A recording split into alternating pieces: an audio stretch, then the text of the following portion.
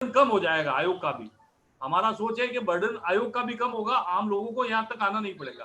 तो छोटी मोटी सूचनाएं जो हो सकती है वो नेट पे आ जाएगी, तो उससे आम जनता देख के अपना जो भी आगे कार्रवाई करनी है वो कर सकती है। बिल्कुल, आपने तो ये काफी बहुत महत्वपूर्ण आपने बात कही है कि कोई भी पोर्टल चालू कर देने से या कोई भी वेब पेज लॉन्च कर देने भर से नहीं होता है। एक्चुअली बहुत सारे स्टेट्स में काफ़ी कुछ अलग-अलग किस्म की व्यवस्थाएँ हैं। हमारे स्टेट्स में भी बहुत सारी व्यवस्थाएँ हैं, जैसे पंचायत या इधर फूड वगैरह का सब देख लिया जाए तो।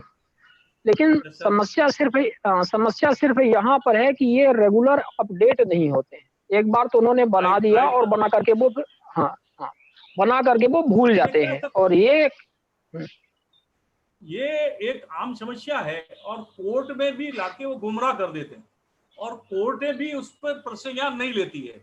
जो अभी डिस्प्ले वाली चल रही है बात, हमारी चर्चा है कोर्ट से, ये कोविड वाली, तो वही है कि वो आगे साहब हमने डिस्प्ले के लिए कर दिया है साहब, अब उन्होंने कल कह दिया था कोर्ट में कि रियल टाइम कर दिया है साहब, अब रियल टाइम उस पर लिखा हुआ आ रहा है 9:16 पर आगे कुछ हो ही नहीं।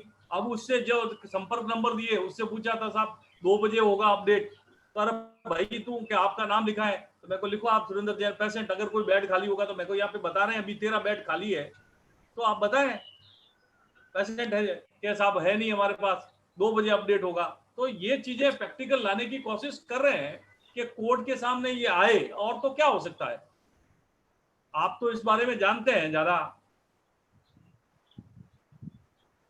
जी, बिल्कुल आपने सही कहा है और इम्प्लीमेंटेशन की एक मेजर प्रॉब्लम है हर जगह यस सर यस। और इम्प्लीमेंटेशन आदेशों का कोर्ट के आदेशों की इतनी अवमाननाएँ हो रही हैं कि आप कोई भी कोर्ट का आदेश ले लीजिए, आपको कुछ दिन के बाद उसमें अवमानना के लिए आपको एक पुनः एक केस दायर करना पड़ रहा किया हुआ है सर, अभी मुख्य सूचना सूचनायुक्त की नियुक्ति नहीं हुई थी, उसके लिए कंटेम लगा हुआ है, तो उस पर भी अभी चर्चाएं चल रही है। उसके लिए भी मेरा कोर्ट से सबमिशन नया है कि जब ऑर्डर जारी होता है उस वक्त जो सूचना जो भी पोस्ट पे होता है उसके खिलाफ क्यों नहीं कार्रवाई होती है।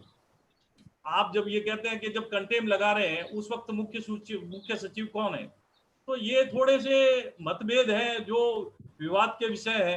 जब पालना कंप्लाइंस करनी थी उस वक्त मुख्य सचिव महोदय वो थे, तो उनके ऊपर कार्रवाई होनी चाहिए, उसने उस वक्त पालना नहीं की। आज नए मुख्य सचिव आ गए, उनको मतलब आते ही ऐसे मालूम होगा कि ये आगे कार्रवाई करनी है, ठीक है उनका रिस्पॉन्सिबिलिटी बनती है, पर बट के वो सारी चीजें पहले वाले की जब ऑर्डर 3 महीने की कंप्लाइंस करनी थी उस वक्त नहीं हुई, तो ये चीजें थोड़ी है कॉम्प्लिकेसी, और कोर्ट भी इस पर ध्यान नहीं दे, ठीक है हो गया है, नियुक्ति हो गई, अब आपको क्या कहना। तो ये चीजें थोड़ी सी समस्या तो है, पर अब इसके लिए लड़ाई लड़ने से कुछ निकलेगा सॉल्यूशन, मेरा ऐसा मानना है।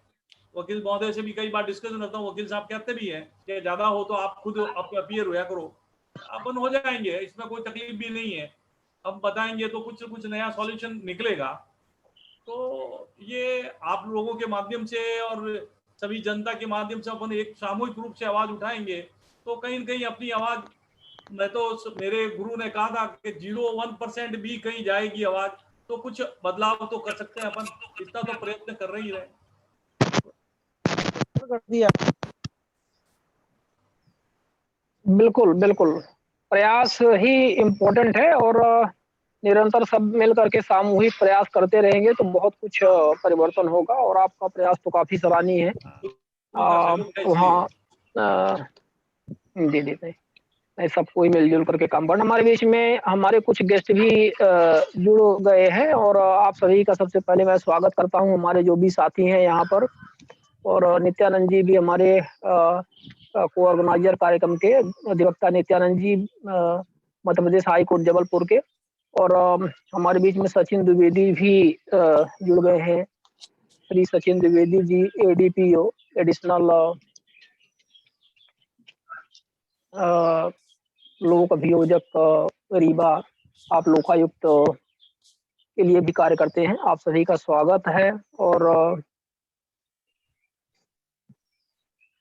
मैं अब कार्यक्रम में नित्यानंद जी को इनवाइट करूँगा कि थोड़ा-सा इस विषय में पहले प्रारंभिक तौर पर वो प्रकाश डालें कि मतलब ये जो आपकी हाइब्रिड वर्चुअल कोर्स है, इसके बारे में तो पहले हमारे शिवानंद जो भी प्रारंभिक तौर जी।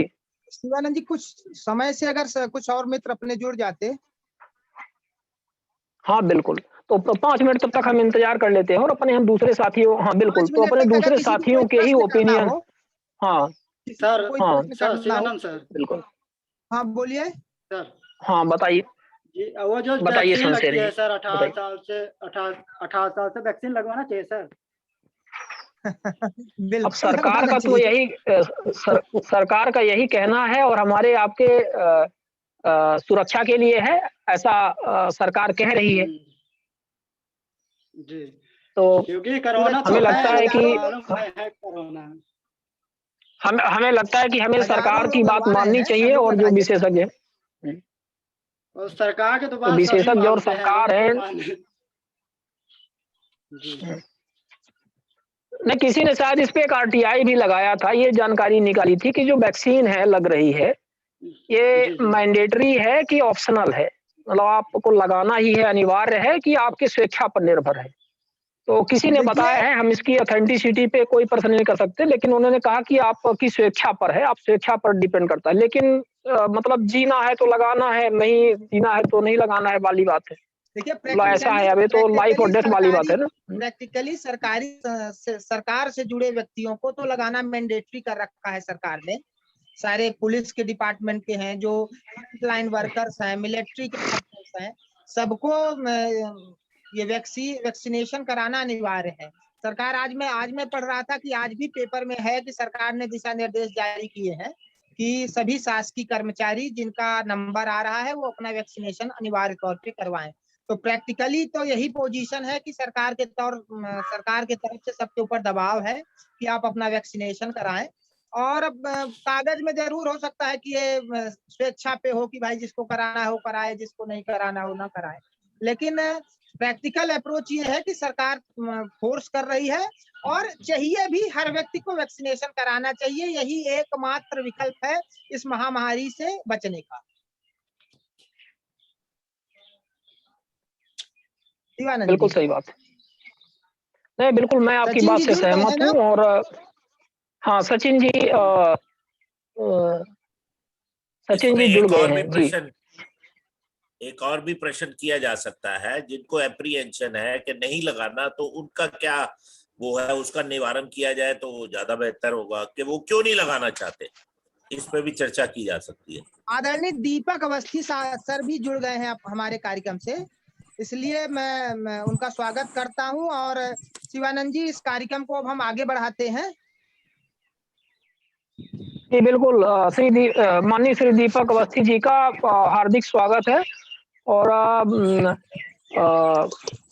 हम आप लोगों को बता दें, जिस तरह से आप लोगों ने पोस्टर में देखा है, हमारे मध्य प्रदेश उच्च न्यायालय के पूर्व डिप्टी एजी यानी कि उप महाधिवक्ता हैं श्री माननीय श्री दीपक अवस्थी जी। और सर आपका स्वागत है। और हमारे बीच में और हमारे जो गेस्ट हैं जो जुड़ेंगे, वो जैसे ही जुड़ते हैं उन इस तरह से हम आपको इंट्रोडक्शन उनका देते रहेंगे। सचिन द्विवेदी जी भी हमारे बीच में जुड़ चुके हैं। श्री सचिन द्विवेदी जी, एडीपीओ सहायक लोक अभियोजक, लोकायुक्त रीवा। द्विवेदी जी आपका स्वागत है। और अब इस प्रोसीडिंग को, चूंकि अब ज्यादातर अब ये मामला लीगल पॉइंट से जुड़ा हुआ है और हमारे बीच में इतने सारे लीगल एक्सपर्ट्स पहले से जुड़ चुके हुए हैं, नित्यानंद जी भी हैं, तो मैं नित्यानंद जी को इसमें इनवाइट करता हूं कि वो इस कार्यक्रम में अपना एक तरह से इंट्रोडक्टरी प्रारंभ करें, इसके बारे में थोड़ा सा ब्रीफ करें। हमारे जो अन्य जो साथी हैं, जो हमारे पार्टिसिपेंट हैं आरटीआई से जुड़े हुए, ज़्यादातर लोगों को ये इतना बैकग्राउंड जानकारी नहीं होगी कि हाइब्रिड वर्चुअल कोर्स का क्या कॉन्सेप्ट है और कैसे हमारे लिए यूजफुल है। तो इन सारी चीज़ों की शुरुआत नित्यानंद जी कृपया कार्यक्रम को आगे बढ़ाएं। धन्यवाद शिवानंद जी। पहले मैं अपने अतिथियों का स्वागत करना चाहूंगा। मैं माननीय श्री दीपक अवस्थी सर का, सचिन द्विवेदी जी का, जो भी जुड़ गए हैं, उनका मैं स्वागत करता हूं कि आपने अपने बहुमूल्य समय से हमें समय दिया।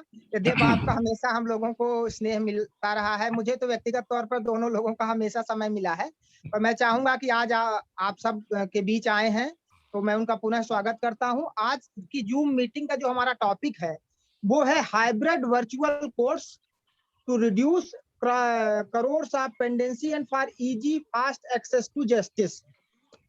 ये एक नया कंसेप्ट आया है। यद्यपि जो सुप्रीम कोर्ट की ई कमेटी है, ई कमेटी के 3rd फेज के सजेशन सब देश में लागू हो रहे हैं और उसके तारतम्य में विभिन्न उच्च न्यायालयों ने भी दिशा निर्देश जारी किए हैं कि किस तरह से ई कोर्ट्स फंक्शन की जाए, किस तरह से वर्चुअल कोर्ट्स संचालित की जाए। उसको देखते हुए जो नवीन दिशा निर्देश है वो 6 अप्रैल 2020 को माननीय सर्वोच्च न्यायालय ने जारी किए हैं, जिसके तारतम्य में मध्य प्रदेश उच्च न्यायालय ने भी the district courts of MP video conferencing audio visual electronic linkage rules 2020 बनाए हैं।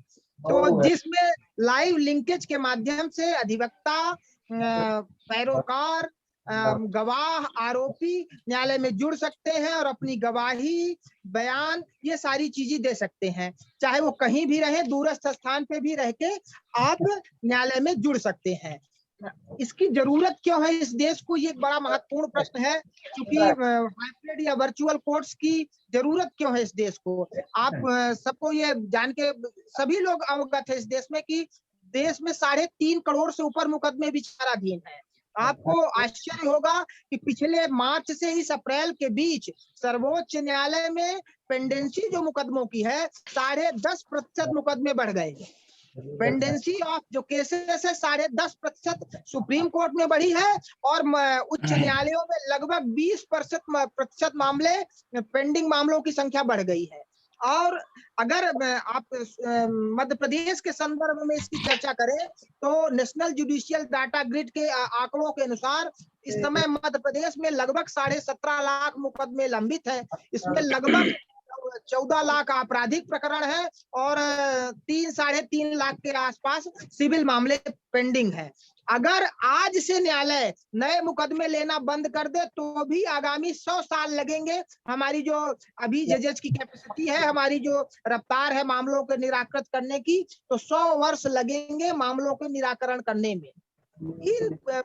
इस विकट परिस्थिति में भी न्यायालय काम नहीं करेंगी या कि हम वकील लोग उस पे सहयोग नहीं करेंगे, तो जिस तरह से मुकदमे बढ़ रहे हैं, मेरा मानना है कि आगामी समय में बहुत ही विकट परिस्थितियां उत्पन्न होने वाली है। अब जहां तक मेरा मानना है कि वर्चुअल कोर्ट्स के लिए जो सबसे बड़ी समस्या है वो है हमारा एडामेंट अप्रोच और हमारे पास विलिंगनेस की कमी। बैंकों में भी शुरुआत में जब वर्चुअली और ई सिस्टम अडॉप्ट हुआ था तो लोगों ने विरोध किया था, लेकिन आज सबको उससे सहमत है और वो लगातार वो सिस्टम सबने अडॉप्ट कर लिया है और बड़े-बड़े ट्रांजैक्शन, इवन हर ट्रांजैक्शन अब ऑनलाइन हो रहा है। तो जब बैंकों में फाइनेंशियल ट्रांजैक्शन हो सकते हैं तो मेरा मानना है कि जुडिशियल प्रोसीडिंग भी 90% तक जुडिशियल प्रोसीडिंग ई कोर्ट्स, वर्चुअल कोर्ट्स के माध्यम से की जा सकती है। अब इसमें जो सबसे बड़ी समस्या उत्पन्न होगी जो वर्चुअल कोर्ट्स, ई कोर्ट्स या कि हाइब्रिड सिस्टम से न्यायालय चलाने में, तो जो 4 मुख्य जरूरतें हैं उसके लिए हमको एक तो स्पीडी डाटा चाहिए कि हाई स्पीड का डाटा हर कोर्ट को अवेलेबल हो, वकीलों के पास भी हाई स्पीड का डाटा हो, वो टेक्निकल साउंड हो, वकीलों को प्रशिक्षित करने की आवश्यकता है, जजेस को भी प्रशिक्षित करने की आवश्यकता है, अनइंटरप्टेड हमारे पास इलेक्ट्रिसिटी की सप्लाई भी हो। ये बातें भले सुप्रीम कोर्ट या हाई कोर्ट स्तर पे हम कह सकते हैं कि यहाँ ऐसी दिक्कतें नहीं है, पर निचले स्थानों पे जो छोटी-छोटी कोर्टें हैं, जो तहसील स्तर पे न्यायालय है, वहाँ लाइट भी 24 घंटे उपलब्ध हो। ये भी 100% आप नहीं कह सकते कि 24 घंटे वहाँ विद्युत की भी व्यवस्था है, तो वो होनी चाहिए। फिर एक बड़ी समस्या जो लोग उठाते हैं कि क्या ये वर्चुअल कोर्ट्स या हाइब्रिड कोर्ट्स ओपन कोर्ट जो अपने संविधान में सेक्शन वो आर्टिकल 145 में ओपन कोर्ट्स जो डिफाइन है, या कि सीआरपीसी सेक्शन 327 में या सीपीसी के 153 में जो डिफाइन है ओपन कोर्ट, क्या उस कसौटी में वर्चुअल कोर्ट्स को हम ले सकते हैं या नहीं ले सकते हैं? इस विषय में तो हमारे आगे के वक्ता हैं उस विषय को प्रकाश डालेंगे, लेकिन मेरा मानना है कि ये सारी चीजें संभव हैं, ये सब कुछ हो सकती है और ये समय की जरूरत है, हमको करना पड़ेगा। और इस वर्चुअल कोर्स का जो सबसे बड़ा फायदा होगा वो निचले स्तर पे बैठे वकील को होगा। होगा, अधिवक्ताओं को होगा। बार काउंसिल ऑफ इंडिया के का जो सर्वे है या कि उनके जो रजिस्ट्रेशन डॉक्यूमेंट्स है, रजिस्टर्ड डॉक्यूमेंट्स है, उनके अनुसार लगभग 20 लाख एडवोकेट्स इस देश में है। उसमें से आधे वकील 2000 के बाद के हैं। तो मेरा मानना है कि आधे वकील तो कंप्यूटर और लैपटॉप और मोबाइल से फेमिलियर है, उनको सहज ही ये सारी चीजें सिखाई जा सकती हैं और इसका सबसे बड़ा फायदा होगा निचले स्तर पे बैठे वकील को, डिस्ट्रिक्ट कोर्ट्स में बैठे वकीलों को। अगर वर्चुअल कोर्ट या हाइब्रिड कोर्ट्स, आज तो ठीक है महामारी का दौर है इसलिए उच्च न्यायालय या सर्वोच्च न्यायालय में हाइब्रिड और वर्चुअल कोर्ट्स चल रही है, लेकिन अगर ये हमेशा के लिए ऑलवेज कंटिन्यू कर दी जाए तो निचली अदालत में बैठा वकील, निचली कोर्ट्स में भी बैठा वकील हाई कोर्ट और सुप्रीम कोर्ट में पैरवी कर सकता है। इससे डिसेंट्रलाइजेशन ऑफ केसेस होंगे। जो मुकदमे सिर्फ बड़े वकीलों के पास सेंट्रलाइज्ड है वो डिसेंट्रलाइज्ड होंगे, उससे वकीलों को फायदा होगा। साथ ही जूनियर्स एडवोकेट्स को भी इसका फायदा होगा, छोटे शहरों के वकीलों को फायदा होगा, लोगों को शीघ्र न्याय मिलेगा। और अगर न्याय मिलेगा, जो आज की परिस्थिति है कि लोगों को न्याय पे भरोसा उठ गया है, 20-20 साल 25-25 साल मुकदमे चलते हैं। विदेशों में आप देखेंगे जैसे वहां टॉर्ट्स के बड़े मुकदमे हैं, लेकिन भारत में टॉर्ट्स का कोई मुकदमा नहीं लगाता क्योंकि सबको मालूम है कि सालों लग जाएंगे निराकरण होने में। तो वर्चुअल कोर्ट्स के शुरू हो जाने से स्पीडी जस्टिस होगा, और अगर स्पीडी जस्टिस होगा तो इसका निश्चित तौर पे फायदा एडवोकेट्स को भी होगा, न्यायालयों को भी फायदा है। कॉस्ट ऑफ लिटिगेशन कम होगा, तो लिटिगेंट को जो पक्षकार है उनको भी इसका फायदा होगा। अब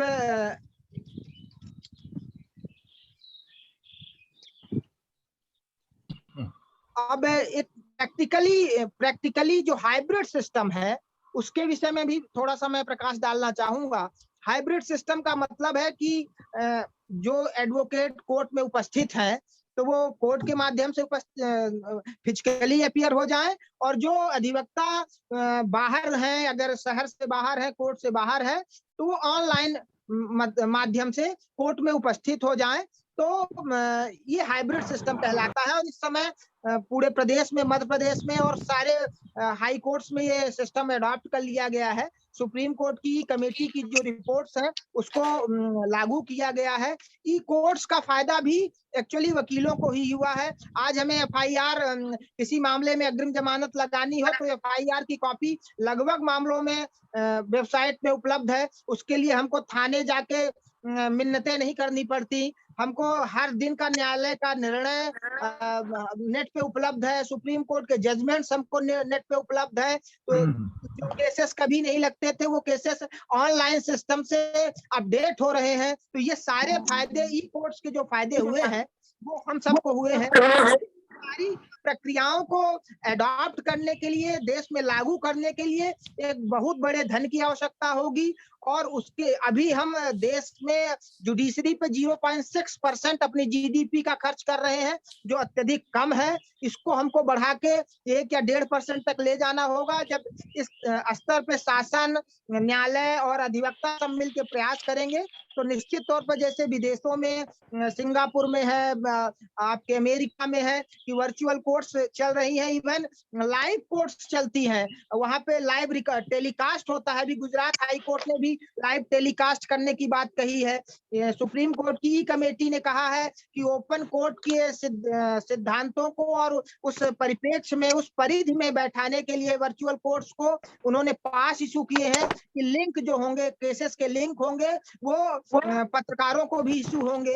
अगर ये लिंक लिटिगेंट्स को भी उपलब्ध होने लगे, आम जनरल को भी, आम जनता को भी उपलब्ध होने लगे, तो ओपन कोर्ट वाली जो बात बार बार आती है वो भी खत्म हो सकती है। तो मेरा ये मानना है कि वर्चुअल कोर्ट्स आज समय की जरूरत है। हम सबको इस पे जितना अधिक से अधिक हो सके प्रयास करना चाहिए कि ये लागू हो, और ये सिस्टम जो अभी पेंडेमिक के समय सुप्रीम कोर्ट ने और माननीय न्यायालयों ने शुरू किया है, ये लगातार निरंतर चलता रहे। इसी शब्दों के साथ मैं अपनी वाणी को विराम देता हूं, और मैं माननीय सचिन द्विवेदी जी को से आग्रह करूंगा कि वो इस विषय में प्रकाश डालें। मिश्रा जी, इसमें हमारे बीच में 2-3 हमारे और गेस्ट जुड़ चुके हैं, तो सबसे पहले हम थोड़ा-सा उनका इंट्रोडक्शन दे दें। हमारे बीच में श्री अनुबा श्रीवास्तव जी, पूर्व जज, एमपी, चीफ जुडिशियल मजिस्ट्रेट और वर्तमान में अधिवक्ता हमारे बीच में जुड़ चुके हैं। सर, आपका स्वागत है। हमारे बीच में आत्मदीप सर जुड़ चुके हैं, जो पूर्व मध्य प्रदेश राज्य सूचना आयुक्त हैं। सर, आपका स्वागत है। हमारे बीच में वीरेश बेल्लूर सर, बेंगलुरु से हमारे बीच में वीरेश बेल्लूर सर जुड़ चुके हैं, आरटीआई एक्टिविस्ट और आरटीआई स्टडी सेंटर के ट्रस्टी। सर, आपका स्वागत है। और जैसे ही हमारे बीच में हमारे अन्य जुड़ते रहेंगे, हम अब इस प्रोसीडिंग को, जैसा कि हमने इसको प्रारंभ किया हुआ है, और हमारे सचिन द्विवेदी जी कार्यक्रम में अपना विचार प्रस्तुत करें। सर, पहले सबका म्यूट करा दे प्लीज, बहुत डिस्टर्ब होती है इससे। हाँ, मैं एक बार इसको सबको म्यूट कर रहा हूँ, और हमारे जो वक्ता हैं वो सिर्फ अनम्यूट रहेंगे, तो आप लोग थोड़ा सा इसका ध्यान दीजिएगा, और आप अलाउ नहीं रहेंगे। सब कोई फिलहाल आप लोग म्यूट हो गए हैं, और हमारे जो वक्तागण हैं उनसे मैं निवेदन करूंगा एक एक करके कि कृपया आप अपने आप को माननीय श्री दीपक अवस्थी सर, आप अपने आप को अनम्यूट कर लें। नित्यानंद जी, आप अपने आप को अनम्यूट कर लें। आत्मदीप सर, अपने आप को अनम्यूट कर लें। वीरेश बेल्लूर सर, अपने आप को सर अनम्यूट कर लें। सचिन द्विवेदी जी, आप अपने आप को अनम्यूट कर लें।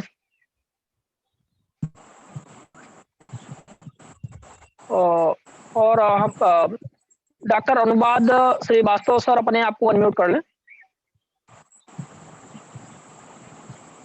जी, अब सचिन द्विवेदी जी कार्यक्रम को आगे बढ़ाएं और अपने विचार इसमें रखें। धन्यवाद शिवानंद जी। सबसे पहले अतिथियों को, दीपक अवस्थी सर को, अनुराग श्रीवास्तव सर को, बेल्लूर सर को मेरा नमन। धन्यवाद नित्यानंद मिश्रा जी, आपने मुझे अवसर दिया कि मैं कुछ चीजें आपके बीच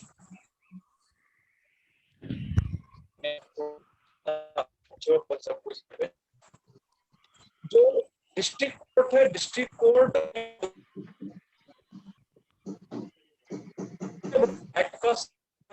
जिला न्यायालय होते हैं, आपके डिस्ट्रिक्ट न्यायालय होते हैं या सेशन कोर्ट, यहाँ पर तथ्यों को संग्रह करना।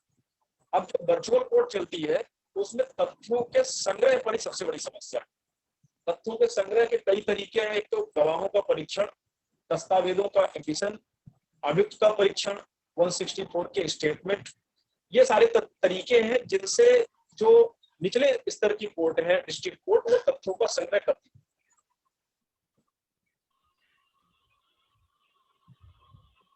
कई स्रोतों से आते हैं। गवाह कुछ चीजें बताता है, तो वकील की कला है, तो वकील साहब अपनी कला से बहुत सी चीजें उससे निकालते हैं। ये जब हम एक फिजिकली एक दूसरे के सामने होते हैं तो परस्पर ज्यादा आसान होता है वर्चुअली इन चीजों को निकालना। तो ये एक बड़ी समस्या है, और जो अभी माननीय उच्च न्यायालय ने नियम बनाए हैं 2020 में, तो इसी समस्या को ध्यान में, और फैक्ट, जितने भी फैक्ट है वो कोर्ट के सामने यथार्थी स्थापित हो सके, ज्यादा से ज्यादा सत्य के नजदीक फैक्ट कोर्ट के सामने स्थापित हो सके। और जब एक गवाह आता है तो गवाह के दो परीक्षण होते हैं, मुख्य परीक्षण होता है और एक क्रॉस एग्जामिनेशन। उन दोनों परीक्षणों में जो प्रोसिक्यूटर होता है या फिर जो डिफेंस है वो सिर्फ चीज दस्तावेज भी दिखाए जाते हैं। यदि किसी दस्तावेज के बारे में गवाह है तो दस्तावेज को दिखाए जाते हैं। उन दस्तावेजों के सामने भी प्रश्न पूछे जाते हैं। गवाह की मेमोरी रिफ्रेश करने की आवश्यकता है तो उसको दिखाए जाते हैं, वो मेमोरी रिफ्रेश करता है। अब जब द्विवेदी जी, मैं थोड़ा सा यहाँ पे इंटरप्ट करूंगा। शायद आपकी आवाज कुछ कट के आ रही है। नित्यानंद जी, क्या ऐसा है, मतलब कुछ आवाज में इंटरप्शन आ रहा है? बहुत ज्यादा आवाज डिस्टर्बिंग है। हाँ, नेटवर्क पे आ जाए द्विवेदी जी, आप नेटवर्क पे। देखिए, यही सबसे बड़ी प्रॉब्लम है वर्चुअल कोर्ट की। जो सबसे बड़ी प्रॉब्लम यही है, यही मतलब ये टेक्निकल इश्यूज है। तो नित्यानंद जी ने बिल्कुल सही बोला था, और वो वास्तव में यही बेसिक इशू यही से हमको समझना है ये वास्तव में बहुत इंपॉर्टेंट चीज है, मगर इसको संभालना कैसे है। वैसे नित्यानंद जी ने सारी चीजें कह दी हैं इतनी अद्भुत सारगर्भित तरीके से। ठीक है, अब हम लोग अपने ओरिजिनल विचार रखेंगे। मगर बहुत अच्छा लगा जिस तरीके से विषय को रखा है आपने। सचिन जी। जी थोड़ा सा नेटवर्क में, बल्कि अपना वीडियो ऑफ कर लें, वीडियो ऑफ कर लें तो शायद उसका बैंडविड्थ वगैरह ठीक ठाक मिलेगी।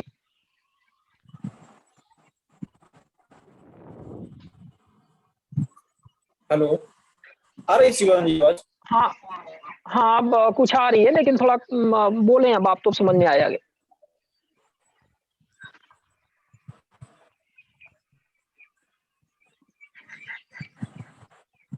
हाँ सचिन जी, आप प्रोसीडिंग प्रारंभ, मतलब हाँ इसको कंटिन्यू करें, आप कंटिन्यू करें। हाँ।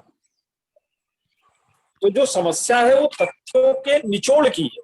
जब एक गवाह सामने होता है, कोर्ट के सामने होता है, अधिवक्ताओं के सामने होता है, तो ज्यादा आसान होता है कि हम उससे तथ्य निकाल पाए। एक दस्तावेज जब हम कोर्ट के सामने गवाह को दिखाते हैं तो ज्यादा आसान होता है कि उस दस्तावेज के बारे में उससे प्रश्न पूछ सकें।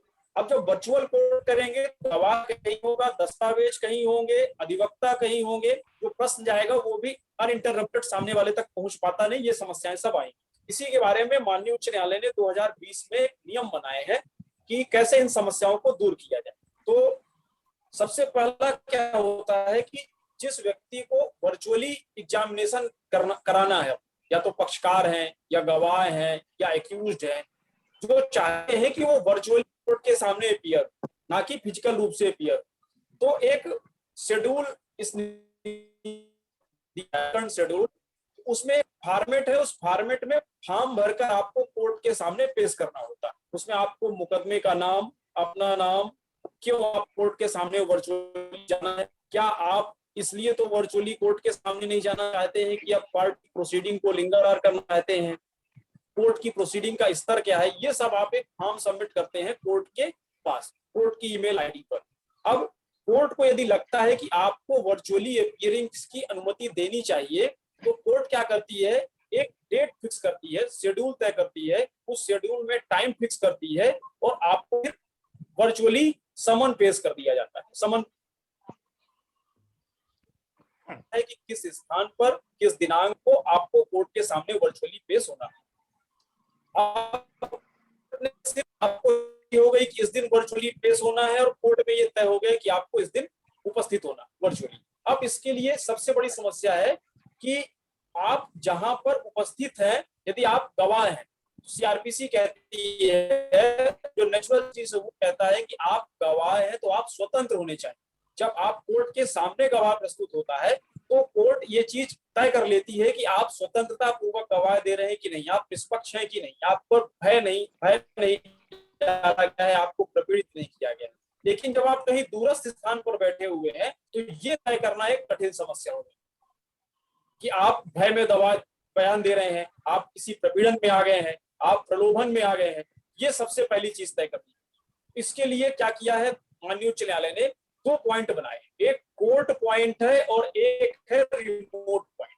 कोर्ट पॉइंट वो होता है जहां पर माननीय न्यायालय उपस्थित रहकर काम करती है, वहां पर अधिवक्ता भी हो सकते हैं। रिमोट पॉइंट वो है जहां पर पक्षकार या गवाह या एक्यूज्ड होते हैं। दोनों पॉइंट्स पर, कोर्ट पॉइंट पर और रिमोट पॉइंट पर कोऑर्डिनेटर नियुक्त किए जाते हैं। जो कोर्ट पॉइंट का कोऑर्डिनेटर होता है उसको कह सकते हैं मास्टर कोऑर्डिनेटर, और जहां पर गवाह है उसको कह सकते हैं कोऑर्डिनेटर। अब जैसे ही कोर्ट ने डेट तय कर दी है तो जो मास्टर कोऑर्डिनेटर होगा या जो कोर्ट का कोऑर्डिनेटर होगा वो रिमोट कोऑर्डिनेटर से संपर्क करेगा जहां पर गवाह है।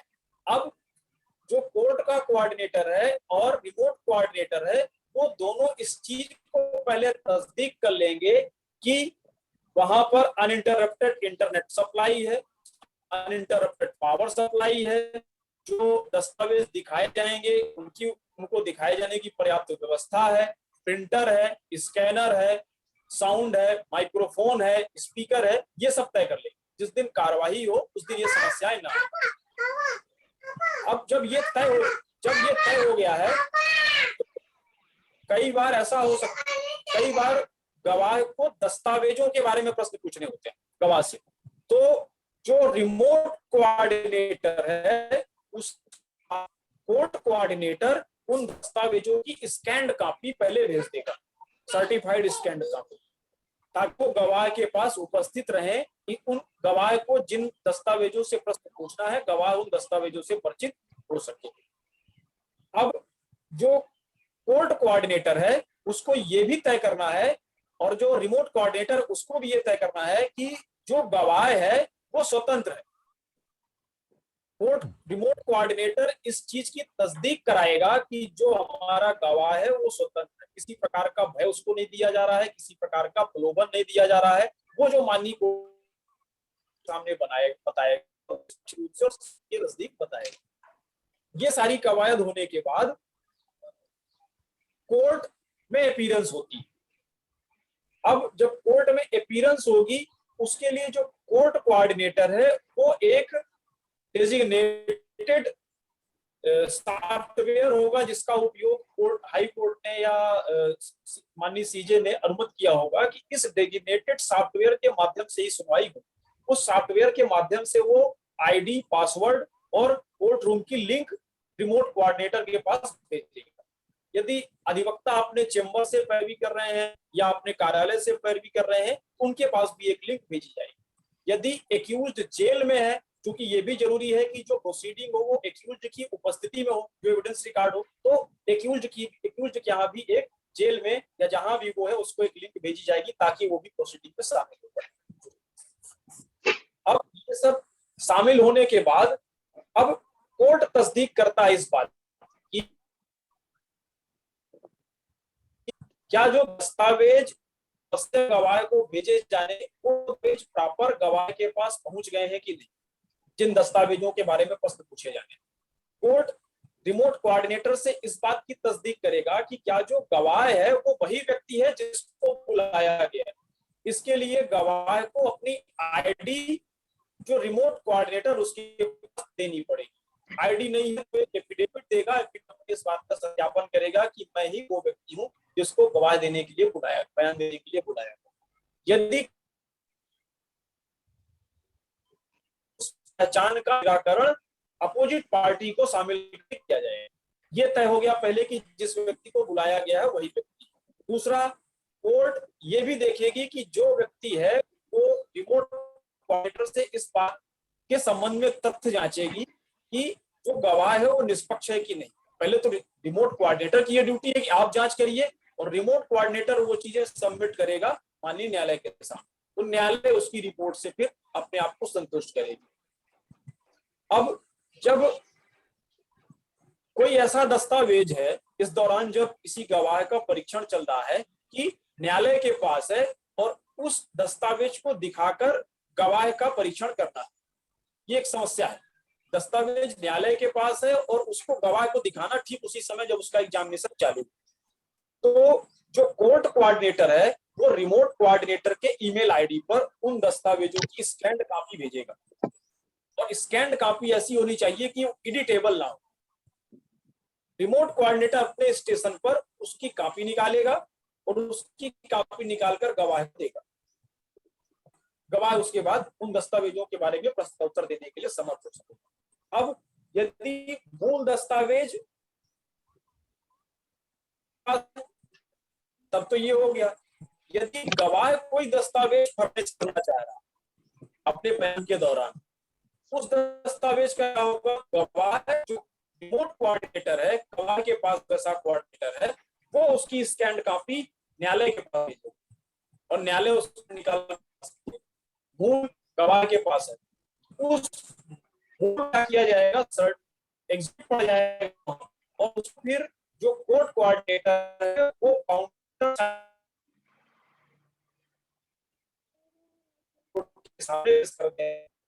कर देना।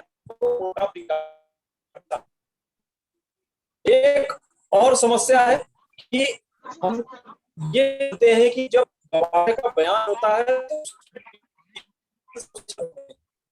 उसने बयान दिया, उसके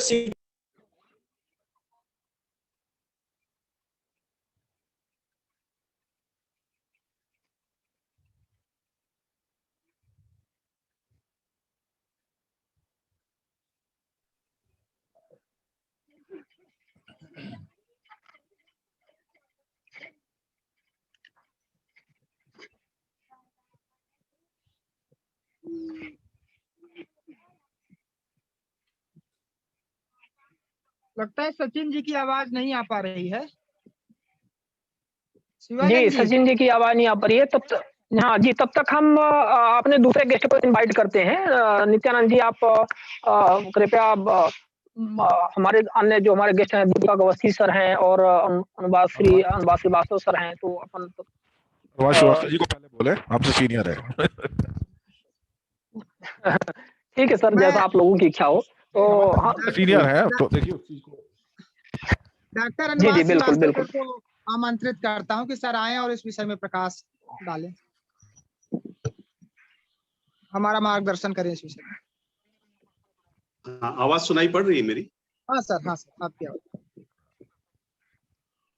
जैसा कि विषय रखा है हाइब्रिड सिस्टम, आपने बताया नित्यानंद जी, हाइब्रिड से जो अर्थ है ये combination of two different things, दो जो है भिन्न चीजों को मिलाकर जो बनाया जाए वो हाइब्रिड